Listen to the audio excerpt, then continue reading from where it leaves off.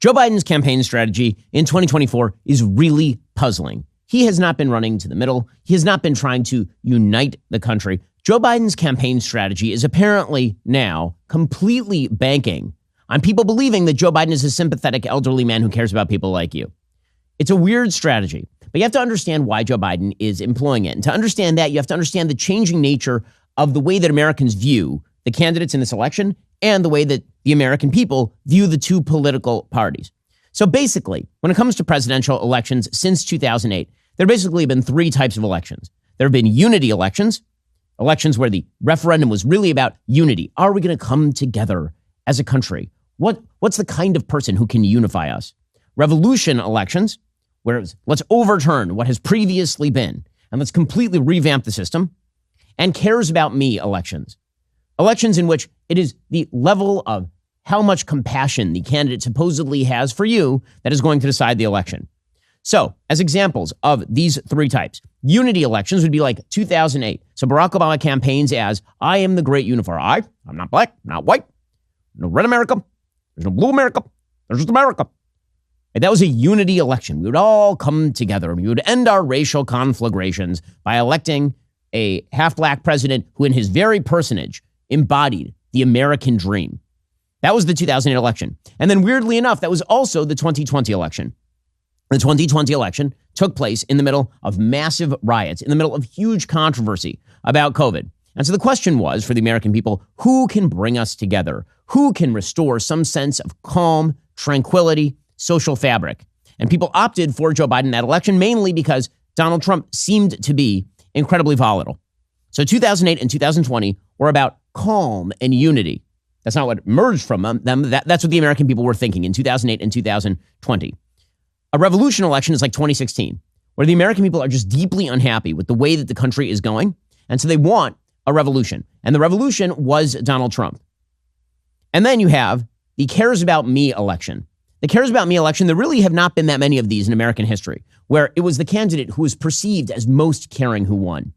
This was the campaign that Barack Obama ran in 2012. Now, the flip side of that is that Barack Obama really did not care about people who opposed him. Those people were bad.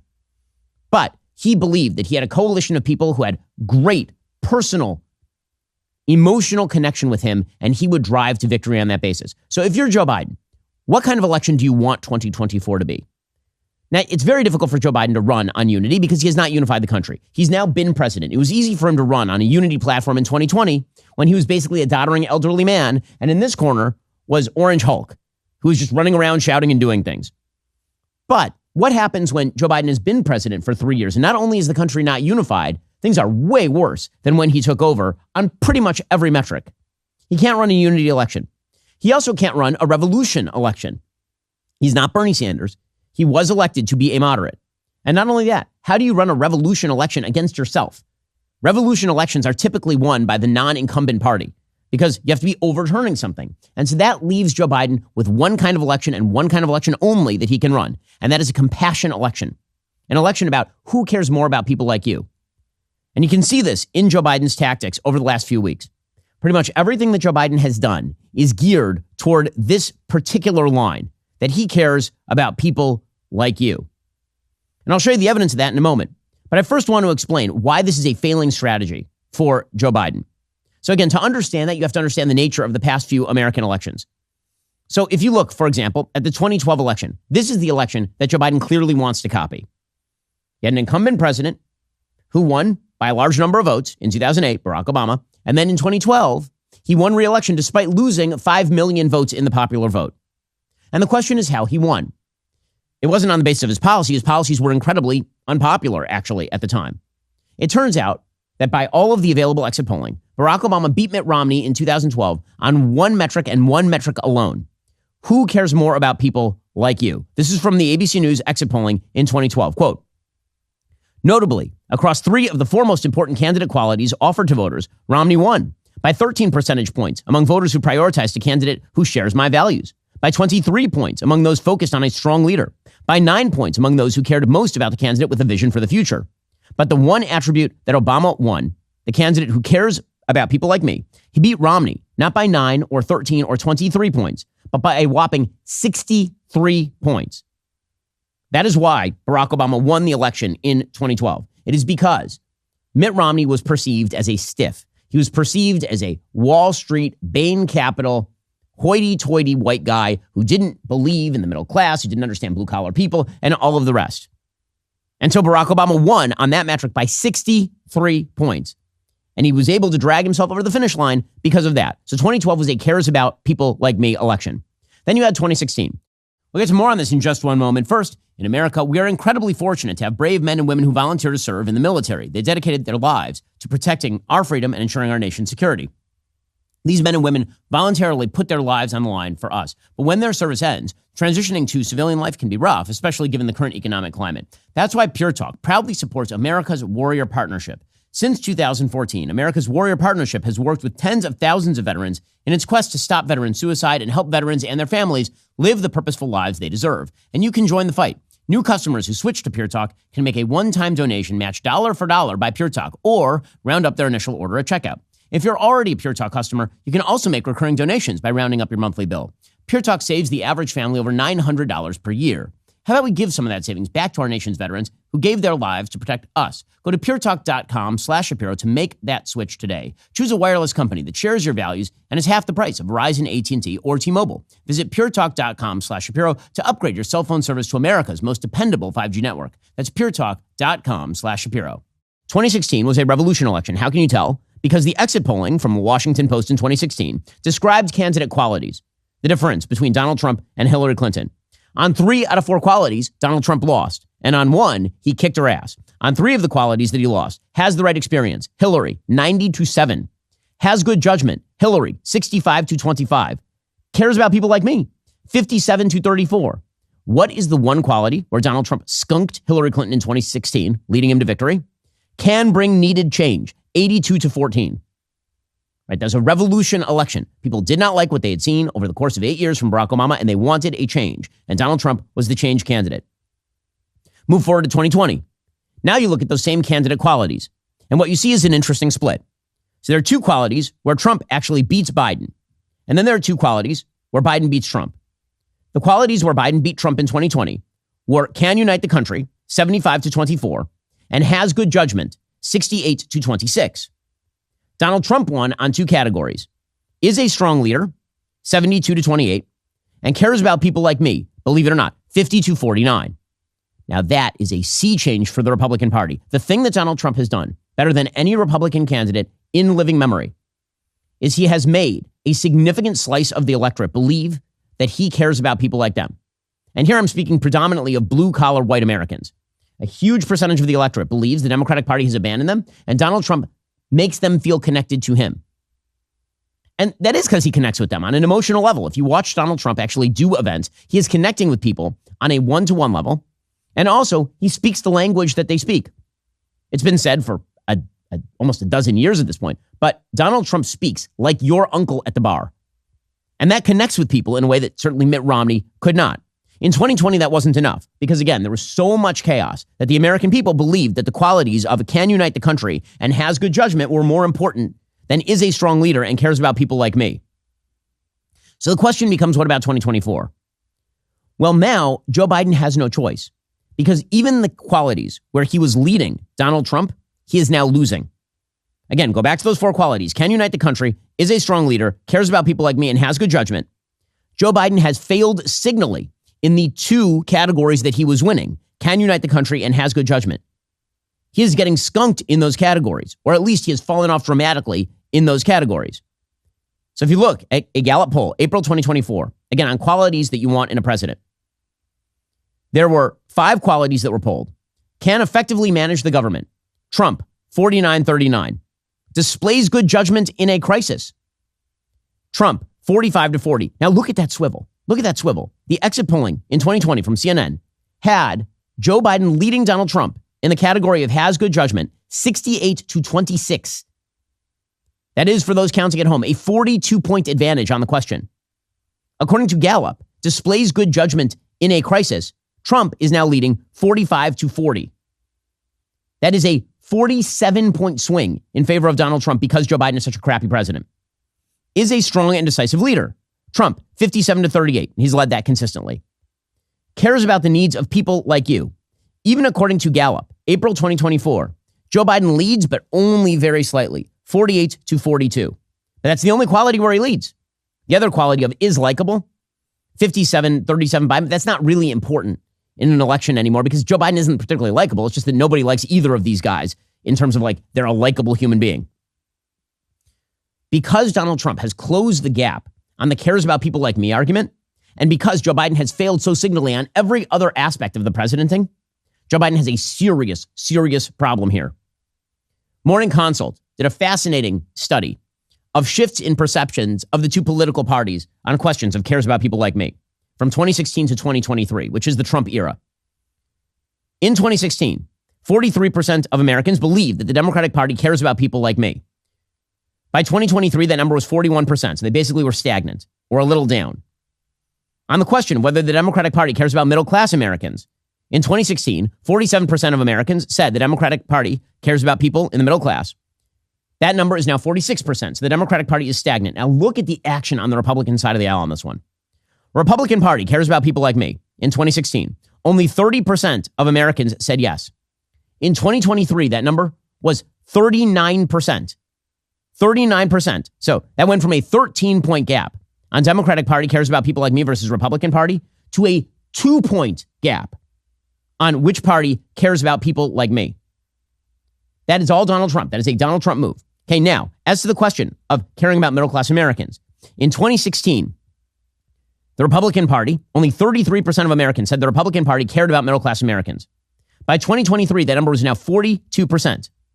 What that means is that a 14-point gap in favor of the Democrats shifted to a 4-point gap in favor of the Democrats. This is why you have a systemic problem for Joe Biden. It does not seem curable. And he has to rely, in the end, on the cares about me election, because it can't be a revolution election. It can't be a unity election. He has not unified the country. His leadership is awful. His policies are bad. The big problem for him is how do you convince people that an 80-year-old senile man who stumbles into walls, yells at people on a regular basis, is crotchety and nasty to people around him? How do you convince people that that guy cares about people like them? This is inherently the massive problem that the Biden campaign has. I mean, start with the fact that his age actually does play into this. His age does play into this.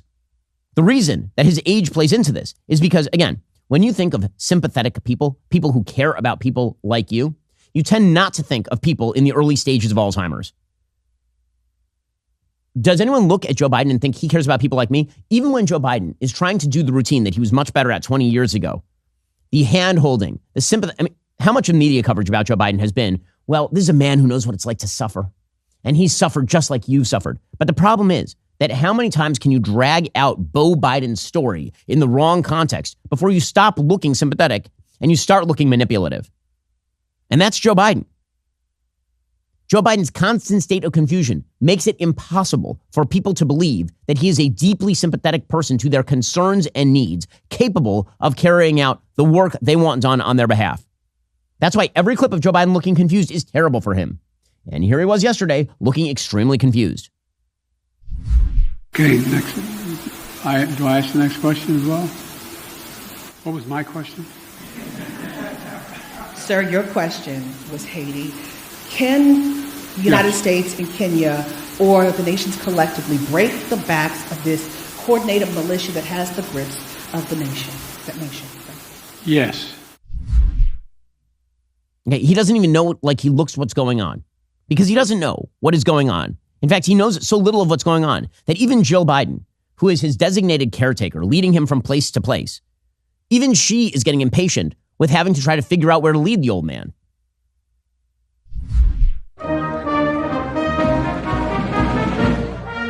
Where I go, I know. And there's Jill. She's like trying to pat him. Come on, Joe, let's go. And then he's still like standing out there, pointing at things, not knowing exactly. She's like, I don't know where you're pointing. She's like, come, Joe, let's go. What, Joe? Joe, are you with me? Joe, bye. You know what? I've had it. Goodbye. You know what? Bye. Joe Biden is not capable of winning a cares about me election. He is not, but he's going to try. He's going to try. And that is why you have seen, as I say, in the past few weeks, a shift toward this sort of language from Joe Biden. We'll get to more on this in just a moment. First, if you're like me, you're always looking for ways to boost that immune system. Fortunately for you, my friend Brett Cooper has discovered an amazing product. It's called Armra Colostrum. So what is colostrum? Colostrum is a dairy food produced by mammals in the first 48 to 72 hours after giving birth. It's the first nutrition we receive in life. It contains all the essential nutrients our bodies need to thrive, many of which can't be found in any other natural source. Armra Colostrum helps to strengthen skin, lungs, gut barriers. Plus, Armra optimizes your microbiome, activates cellular health, and performance to revive whole body health. If you're the kind of person who gets a cold during flu season, you need to check out Armra. My friend Brett has been taking it for the past few months to stay healthy on the go. She's a big fan. It's made a huge difference in her immune strength. It can help you as well. Armra products are clean, safe, manufactured under the most stringent testing and quality standards. Armra is a brand you can rely on. If you'd like to give Armra a try, I've worked out a special offer for my listeners. Right now, you'll receive 15% off your first order. Go to tryarmra.com/Shapiro or enter Shapiro at checkout. Get 15% off your very first order. That's tryarmra.com/Shapiro. That's tryarmra.com/Shapiro or enter code Shapiro at checkout. So I played this clip yesterday, but I want to play it again in this context. Joe Biden, he is trying to make it seem as though he cares about people like, for example, Jews. That's a very difficult uphill climb for Joe Biden, considering that he has been basically hamstringing Israel in its attempts to extirpate a terrorist group that is currently holding American hostages while simultaneously giving massages to full-on anti-Semites in his own caucus. So what does he do? He finds a dumb, ridiculous issue where literally a generic AI program put together a Trump ad, and that included some headlines in sort of stock footage that make a bizarre, vague reference to a unified Reich. And then he pretends that Donald Trump literally sat there and found a newspaper that made a reference to the Nazis so that he could pump it out there. But it's the final message here that Joe Biden keeps saying, and it's not going to work. What's next for America? Is this on his official account? Wow. A unified Reich? That's Hitler's language. That's not America's. He cares about holding on to power. I care about you. I care about you. Okay, here's the thing. When you read off a teleprompter, reminder, I care about you. It doesn't work. But that's the language that Joe Biden continues to use. So this came up yesterday in the context of the border. So yesterday, with regard to the border, Joe Biden, his party, tried to push forward again in the Senate another piece of quote-unquote border security legislation. Now, that piece of border security legislation is the same piece that Republicans rejected a few months ago. Because, as it turns out, there were significant problems with the actual legislation. It seemed to embody in law many of the softer on illegal immigration policies of the Biden administration, or at least to give leeway there. And because Republicans have said, listen, if you want to shut the border, you got the power to do it right now. Joe Biden had the Senate Democrats put that up there because he wants to try to wrong-foot Republicans on immigration. What was his line, though? Quote, he says, congressional Republicans do not care about securing the border or fixing America's broken immigration system. If they did, they would have voted for the toughest border enforcement in history. Instead, today, they put partisan politics ahead of our country's national security, right? They don't care. I care. The problem is that nobody believes that. Now, the Democratic Party has always attempted to play this game where they suggest that policies, Democratic policies themselves, are evidence of caring. That stealing Joe's money and giving it to Bob, that is evidence that I care deeply. That restricting business in how it's operated, that is an element of sympathy and decency. That nationalizing healthcare shows you're a good person, that it speaks to who you are as you're more compassionate. Never mind, it doesn't work very well. It shows that you're a compassionate human being. The problem is that Joe Biden can't even put the smiley face on the jackboot of these particular policies. He can't even do that. So while Joe Biden is saying that Donald Trump and the Republicans don't care about border security, his administration is going out there simultaneously claiming in the face of all available evidence that their policies are working, but we know they're not. How do you claim that you care about the border issue when you clearly don't care about it and your team clearly is lying about it? Here was Antony Blinken, Secretary of State, suggesting that America's border policies are working. Do you believe that ending these agreements has yielded a net positive result as it relates to U.S. interest? Well, I think we are seeing positive, necessary, but still insufficient results. We've seen, for example, as a result of the work that we were doing with Mexico, encounters decrease significantly from where they were in December by about half. The different things that we're putting into play. I'm sorry to interrupt on that, but December was the record-breaking all-time high. Yeah, I'm talking about. To do no, I agree better with you. than that is I wouldn't call that the bar of success. Well, of course, there's a bill before Congress right now. Again, a bill that unfortunately wasn't passed a few months ago that I believe is back before Congress. That would, we believe, that the President strongly supports, would make a very meaningful difference in dealing with the challenges at our border, and hopefully it will pass. But nobody believes that you guys care about this stuff. So you're saying Republicans don't care, but you clearly don't care. You clearly don't. Here's footage of Bill Melugin of Fox.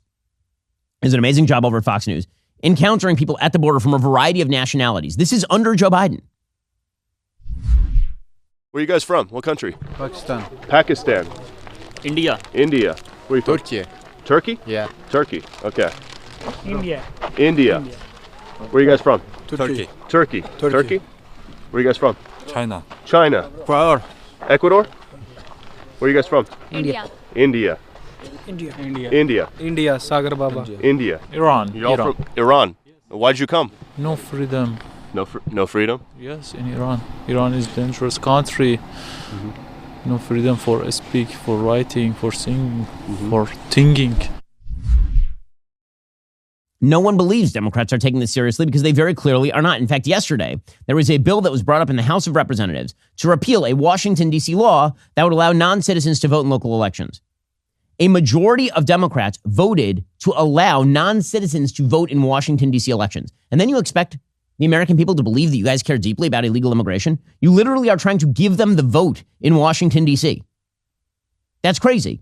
And the same thing holds true on the economy. We'll get to more on this in just 1 second. First, let's say you had an employee so bad at their job that planes were falling from the sky, trains were just derailing, wayward boats were destroying entire bridges.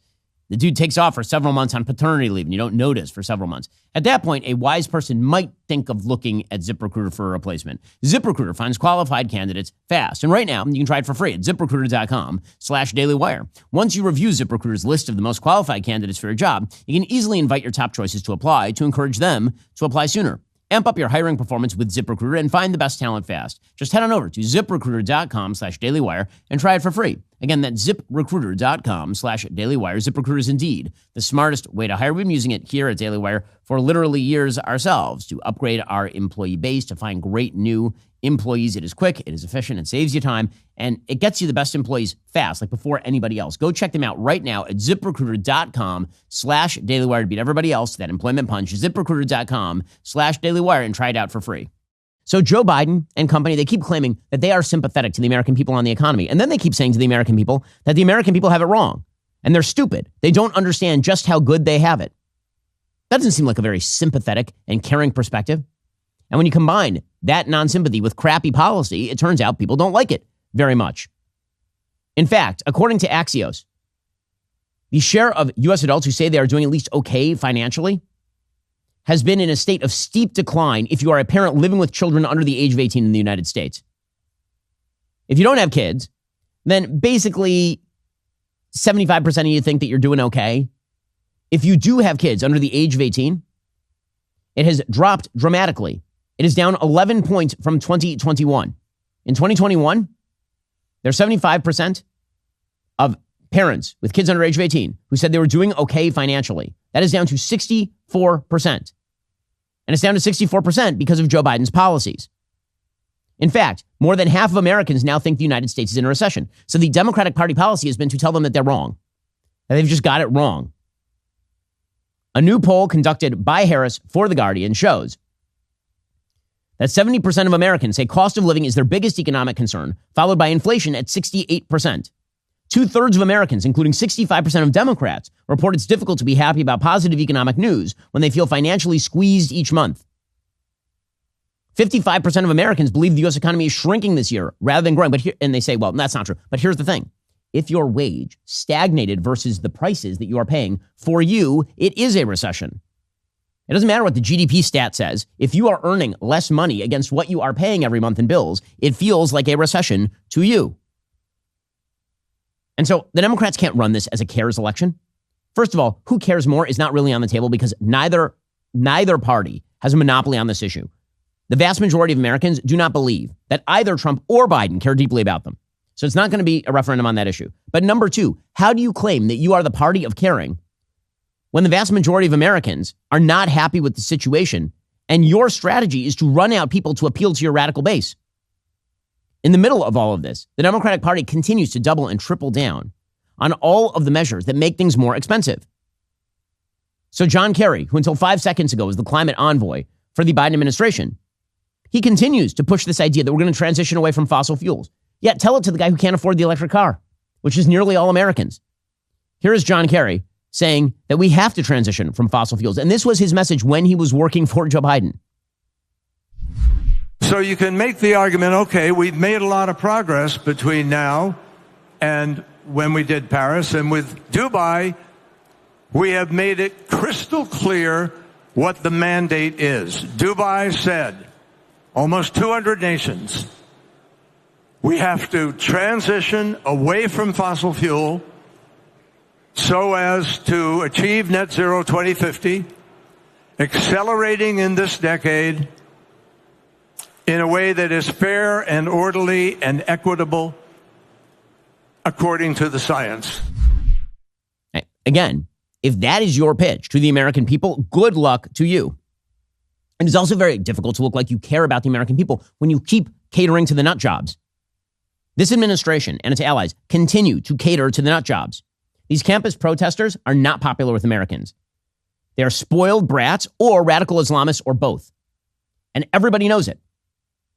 And yet the Biden administration keeps treating them with kid gloves.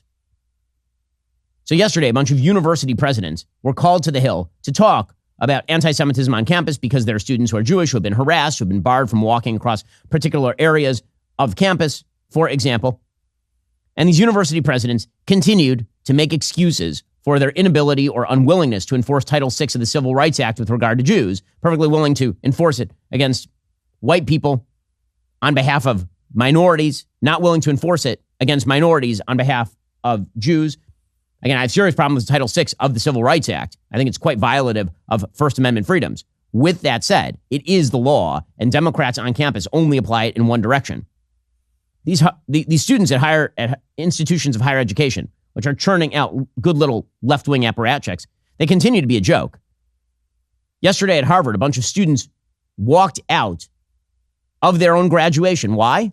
Because, as it turns out, Harvard had basically prevented people who violated the law from graduating. They then proceeded, by the way, to host a bunch of speakers who said wildly anti-Semitic things. But that's what it was. So here are a bunch of these spoiled brat students paying $80,000 a year walking out of their graduation.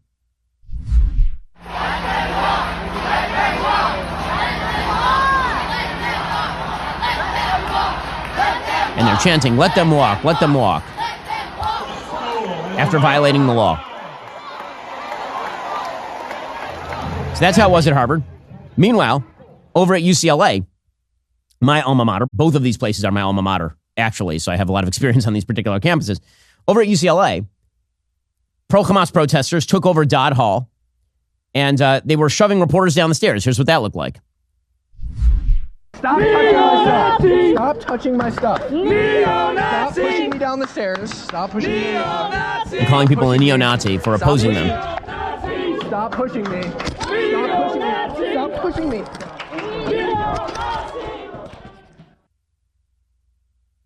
And the spoiled brat radicals. We'll get to more on this in just one moment. First, I just got off a flight that landed at 12 a.m. after a full day of production. The entire plane ride, I wanted to sleep, but I couldn't. Because only sociopaths, Zach, are able to fall asleep on planes. Let me tell you, there are only two things I was thinking of during that entire plane ride. One, I really hope my kids took the dog out to pee so I don't have to do that when I get home. And two, I cannot wait to climb into bed and sleep upon the glorious Helix Sleep mattress. Helix harnesses years of mattress expertise to offer a truly elevated sleep experience. I got home, I was out cold. The Helix Elite Collection includes 6 different mattress models, each tailored for specific sleep positions and firmness preferences. If you're nervous about buying a mattress online, you don't have to be. Helix has a sleep quiz that matches your body type and sleep preferences to the perfect mattress, because why would you buy a mattress made for somebody else?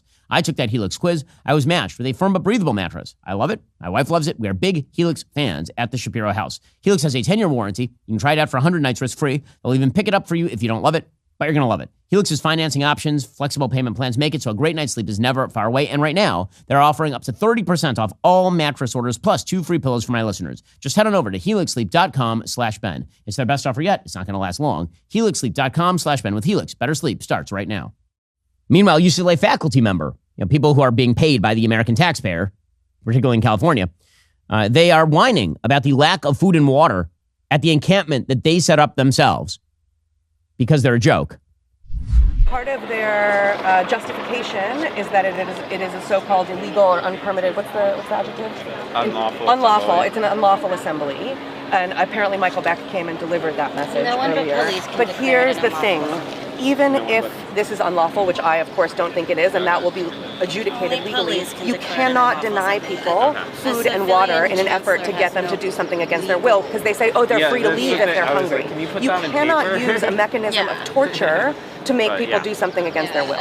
So Student Affairs seems to be trying to communicate about this, but if we could start getting this out on social media and maybe like reaching, I assume that it is Look at all these kinds morons. of legal violations. Okay, this lady's name, this idiot's name, she's an associate professor of anthropology, so a professional useless person, associate director of the Institute on Inequality and Democracy at UCLA. Her name is Hannah Appel.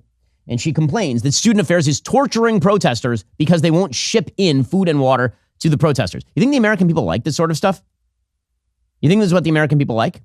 They don't, especially because it has some pretty widespread ramifications for the nation as a whole.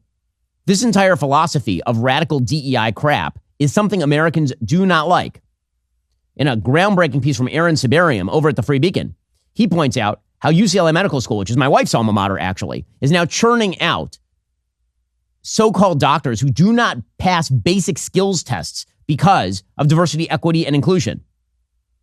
Siberium says, long considered one of the best medical schools in the world, UCLA's David Geffen School of Medicine receives as many as 14,000 applications in a year. Of those, it accepted just 173 students in the 2023 admissions cycle. The median matriculant took difficult science courses in college, earned a 3.8 GPA, and scored in the 88th percentile on the MCAT. So when it came time for the admissions committee to consider one such student in November 2021, a black applicant with grades and test scores far below the UCLA average, some members of the committee felt this particular candidate, based on the available evidence, was not the best fit for a top-tier medical school. Their reservations were not well received. When an admission officer voiced concerns about the candidate, the dean of admissions, Jennifer Lucero, exploded in anger. Quote, "Did you not know African-American women are dying at a higher rate than anyone else? The candidate scores shouldn't matter," she said, because, quote, "we need people like this in the medical school." Now, here's the problem. This has now turned UCLA into, quote, "a failed medical school," according to one former member of the admission staff. "We want racial diversity so badly, we're willing to cut corners to get it." Within 3 years of Lucero's hiring in 2020, UCLA dropped from 6th to 18th place in U.S. News and World Report's rankings for medical research. In some of the cohorts, she admitted, more than 50% of students failed standardized tests on emergency medicine, family medicine, internal medicine, and pediatrics. Those are shelf exams taken at the end of each clinical rotation. Though only 5% of students fail each test nationally, the rates are super high at UCLA. They've increased tenfold since 2020. So left-wing ideology is creating fake doctors who you would never want to go to. This is what the left has decided to cater to. And then they say they care about people like you. Explain. Gonna need some explainers on that one. Meanwhile, as far as the radical student protesters, people like Ilhan Omar, again, a treasured member of the Democratic caucus, open anti-Semite.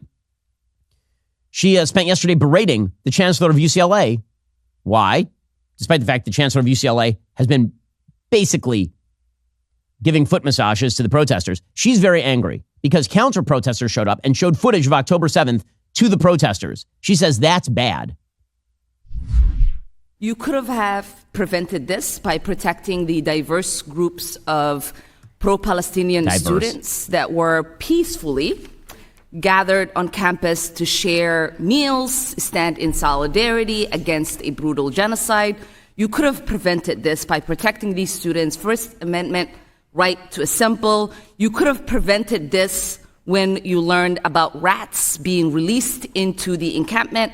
You could have prevented this when there was an anonymous group funded and constructed, again, a giant video with loudspeakers to play vile and disturbing footage. You could have prevented this when you saw an angry mob on campus on the night of April 30th, but you did not. This is who the Democratic Party is defending. You think that makes the American people feel cared about? Again, even if you want to run a cares election, he's going to lose a cares election. That's the amazing thing. This is not going to be an election about who cares more, Biden is forced to run along those lines because he's such a bad president, but he can't even win that. We'll get to more on that in just one moment, looking at his Middle Eastern policy, where he continues to split the baby between a Democratic ally of the United States and, an actual honest-to-God terror group. First, they said it couldn't be done. A new razor introduced on Amazon had no chance of becoming the #1 seller in any category, but because of you. Jeremy's second-generation Precision 5 razor is officially a #1 bestseller on Amazon. Thanks to you, we're making it clear there's a huge demand for woke-free products. This exciting news comes with the release of the second greatest commercial ever, highlighting Jeremy's second-gen razors and the truth behind woke commercials. The second-gen razors are radically redesigned to offer a superior shave, coming in the new Sprint 3 and Precision 5 razors, so you can shave like a man, not a manifesto. Check this out. Here they are. It's a better razor. It's also, if you've seen our commercial, a blacker Jeremy. It's a long story. I may or may not have made that suggestion. You should just watch the commercial and find out. Head on over to jeremy'srazors.com. Purchase your Jeremy's second-gen razor today. Also, tune in this Sunday for my latest episode of Sunday Special. I was joined by Riley Gaines. She, of course, has become a notorious figure for the great sin of pointing out that dudes should not swim against the ladies. Here's a little bit of what that sounded like.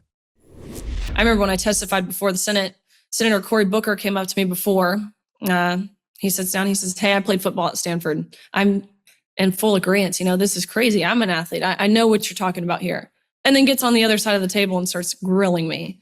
These people are weak-kneed, morally bankrupt, spineless cowards is what they are. That's who we're being governed by. And whether that's our government or corporate America or academia, even seemingly our spiritual leaders, that's the consensus.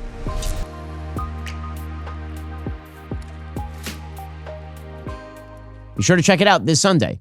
Okay, meanwhile, again, for a party that wants to show that it is sympathetic to middle-class Americans, it turns out that when your party is split down the middle between supporting, say, Israel and Hamas, that's not a particularly good look. Rashida Tlaib, another member of the Hamas caucus, charter member, founding member of the Hamas caucus in Congress, she says that the protesters, the pro-Hamas protesters, are on the right side of history. I know that dissent is a fundamental American value.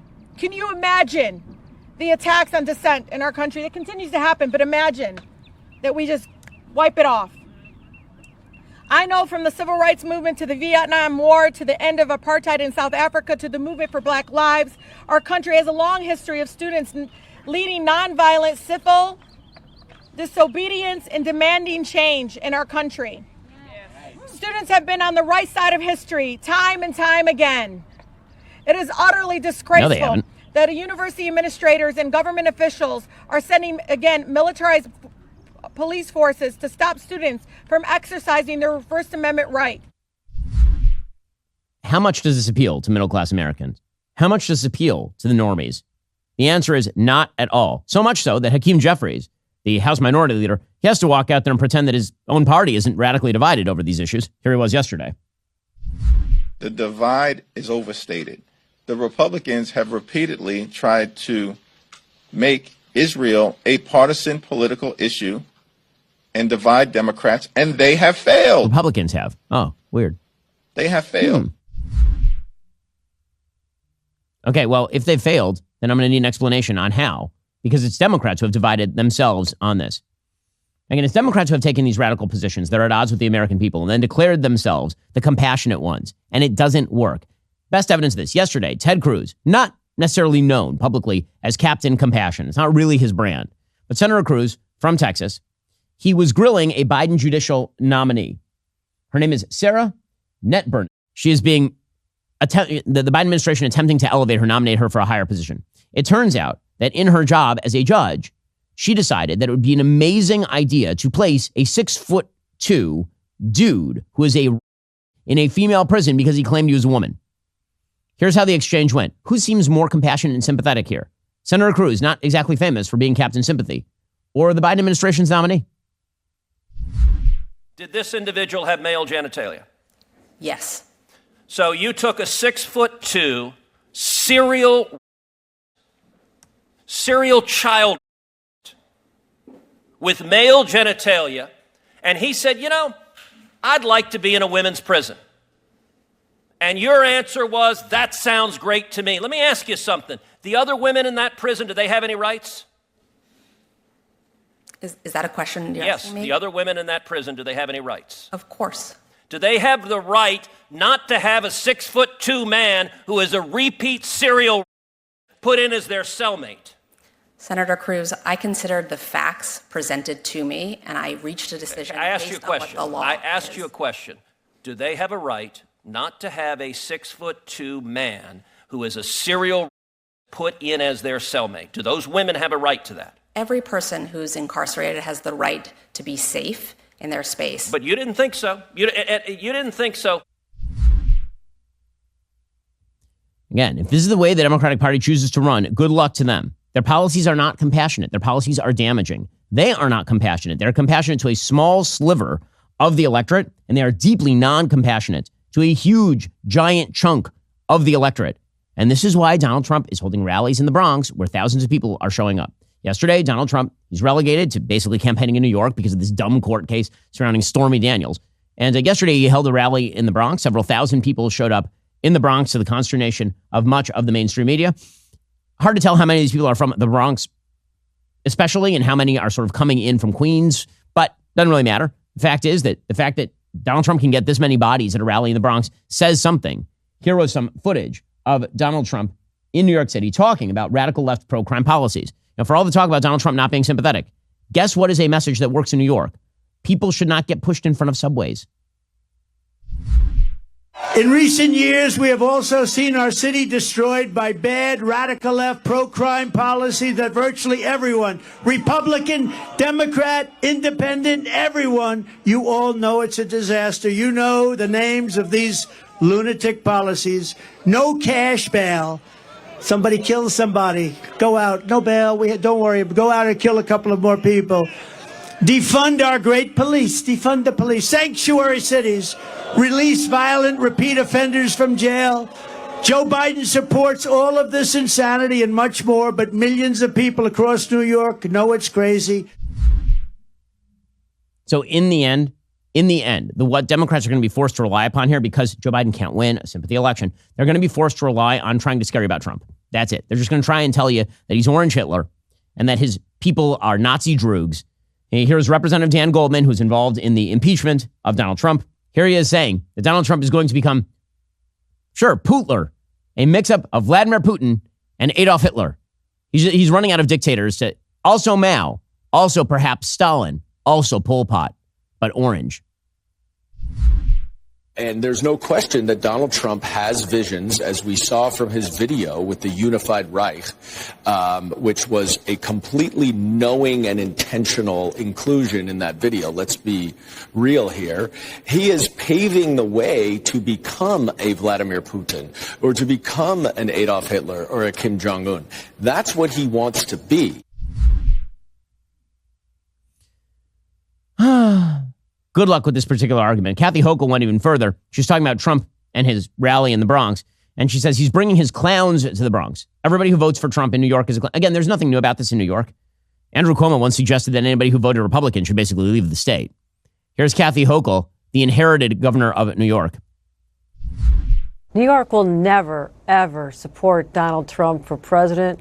We know him better than anyone, and that means we understand what he's all about is just for himself. So this state will go solidly behind Joe Biden for president, as it has in the past. So he wants to spend his time doing these made-up fake rallies and pretending their support here. Be my guest, because while you're doing that, Donald Trump, Joe Biden's out there on the other side, making sure he's delivering for all Americans. And so go ahead, spend all your time you want in New York, because we'll be with Joe Biden, and Joe Biden's out there winning over the rest of the battleground states.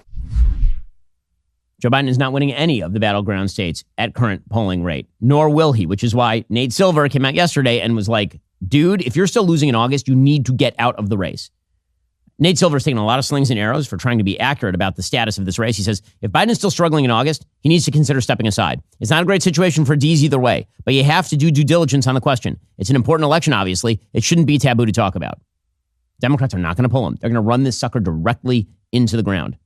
We'll get to more on this in just one moment. First, America's youth is being taught our nation is simply not worth fighting for. PragerU stands against that garbage. They stand ready to fight for those who fought for us. They can't do it without you, however. We must never forget who made the ultimate sacrifice to protect the treasures that we hold to be self-evident America's fallen heroes, the selfless efforts of those lost forever in battle are now often marginalized, sometimes even demonized by the leftist education system, mainstream media, popular culture. PragerU has important videos about Memorial Day and our armed forces. These videos were made to help educate about the legacy of our military's fallen men and women on Memorial Day and all year long. They need you, our patriotic supporters, to help millions of young people learn about the importance of honoring their memory and being grateful for the precious gift of freedom they've given us. Go to PragerU.com, donate by May 31st. Your tax-deductible gift will be matched, making your impact double. You can also choose to dedicate your gift in honor or memory of a loved one. Thank you for standing with PragerU and standing by the memory of our beloved American heroes. Visit PragerU.com today to have your donation double. That's PragerU.com.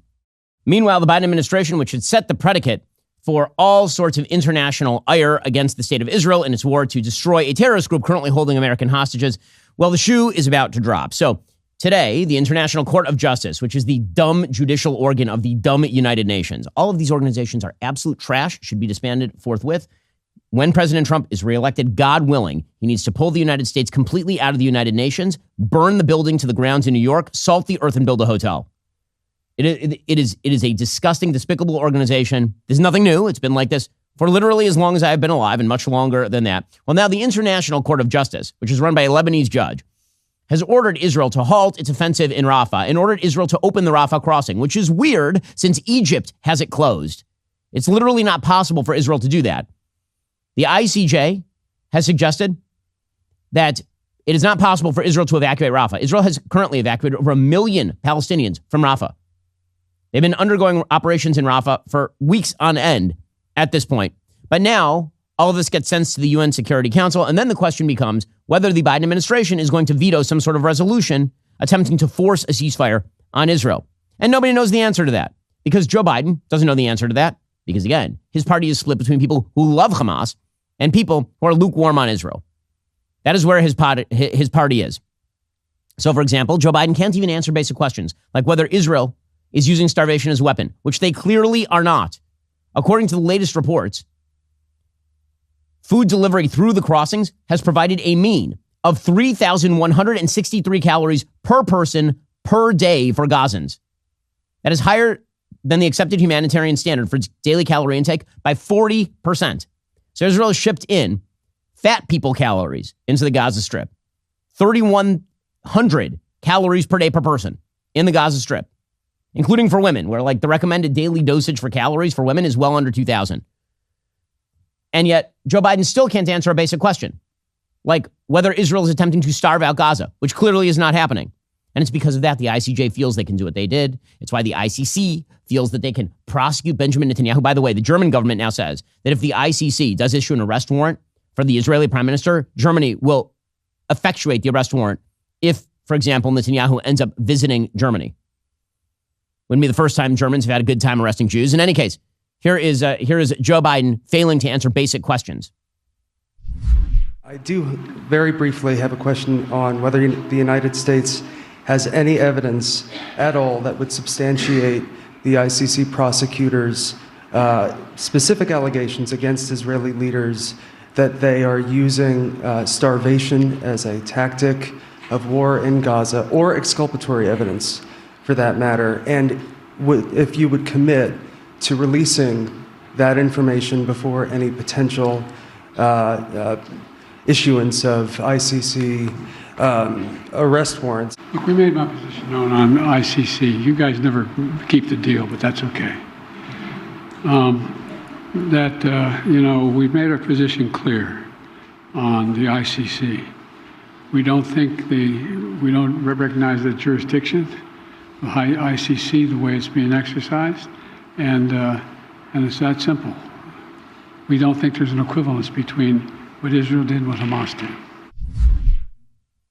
That is a completely different question. The question asked is whether we have evidence that Israel is abusing human rights in the Gaza Strip. He avoids the question. Why? Because his own party is split on that particular question. Meanwhile, the vice president of Spain declared this week that they would recognize a Palestinian state unilaterally, a state that does not exist. It has no borders, no government, no citizenry. Here's the vice president of Spain mouthing slogans that are basically just Hamas slogans. Vivimos un momento de la historia del mundo en el que we live at a time in world history a la vez heroico where doing the bare minimum is both heroic and insufficient. That is why we cannot stop. Palestine will be free from the river to the sea. That is the vice president of Spain calling for the extirpation of the state of Israel. That's what that slogan means. It means the destruction of the state of Israel. That's the vice president of Spain. At least she's saying the quiet part out loud at this point. By the way, one more note on the ICJ. The ICJ is represented by the United Nations, of course. It's a representative body of the United Nations. The Israelis yesterday found 3 dead bodies of hostages found beneath a UN RWA facility. Beneath it, with a doorway from the UN RWA facility into the tunnels. The UN is an illegitimate institution. It always has been an illegitimate institution. It's stupid. The West never should have signed on to it. It's crap. And the message that Israel should be taking away from all of this is do what you have to do to protect your own security in the same way that the United States ought to do what it ought to do in order to protect our own security. Trying to make yourself subject to the whims of a bunch of countries that want to see you wiped off the planet Earth seems to be a bad policy predilection. Alrighty, coming up, we'll jump into the vaunted Ben Shapiro Show mailbag. If you're not a member, become a member. Use code Shapiro. Check out for 2 months free on all annual plans. Click that link in the description and join us.